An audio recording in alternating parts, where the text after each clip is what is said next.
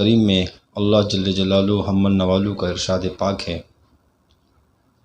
پارہ نمبر 28 سورۃ منافقون آیات نمبر 9۔ اس میں اللہ جل شانہ ارشاد فرماتے ہیں، آیات کے ترجمے کا مفہوم ہے کہ اے ایمان والو، یعنی جو لوگ ایمان لے کر آئے ان سے خطاب ہے، اے ایمان والو، تمہاری اولادیں، تمہارا مال تمہیں اللہ کے ذکر سے اور اللہ کی یاد سے غفلت میں نہ رکھے، کیونکہ یہ لوگ جو ایسا کریں گے یہ لوگ خسارے والے ہیں، یعنی یہ لوگ خسارے میں ہیں، کیونکہ مال اولاد یہ باقی رہنے والا نہیں ہے، ختم ہونے والی چیز ہے، اور جو اللہ کا ذکر ہے، اللہ کی یاد ہے،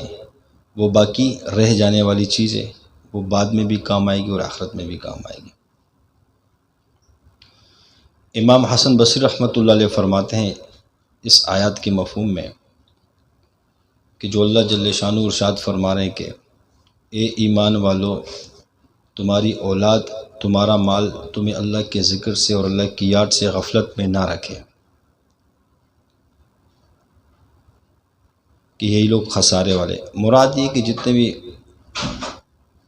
فرائض واجبات عبادات اس میں انسان کو لگنا ہے، کہ ایسا نہ ہو کہ اپنے مال کی وجہ سے یا اپنی اولاد کی وجہ سے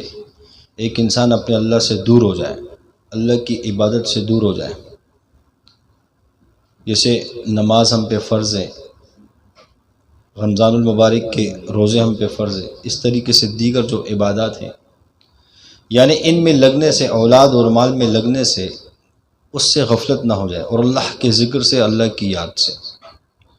کیونکہ پھر یہ خسارے میں چلا جائے گا یہ انسان۔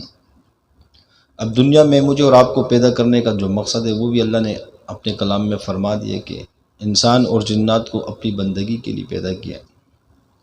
اور در حقیقت اللہ کا جو ذکر ہے، اللہ کی یاد ہے، یہ بہت بڑی نعمت ہے۔ اس سے اللہ پاک اجر و ثواب اور بڑے بڑے درجات عطا فرماتے ہیں، اور انسان کی زندگی جو ہے یہ مختصر ہے، اصل تو آخرت کی زندگی ہے، اس کو ترجیح دے دنیا کی زندگی پر۔ ایک انسان کی زندگی دنیا میں 50 سال 60 سال، اوسطاً جو عمر ہے انسان کی 55 سال، لیکن آنے کی ترتیب کا تو پتہ ہے، جانے کا کچھ پتہ نہیں ہے۔ جو سانس لی اس سانس کو باہر نکالنے کی گارنٹی نہیں ہے۔ ایک انسان اپنے چہرے کے رخ کو کسی اور جانب پھیر دے، اس کی گارنٹی نہیں ہے۔ اگر انسان اپنے نیک صالح اعمال میں لگ جائے گا، اللہ کی یاد میں، اللہ کے ذکر میں لگ جائے گا، تو یقیناً یہ آخرت کے لیے بہت کچھ کما کر لے جائے گا۔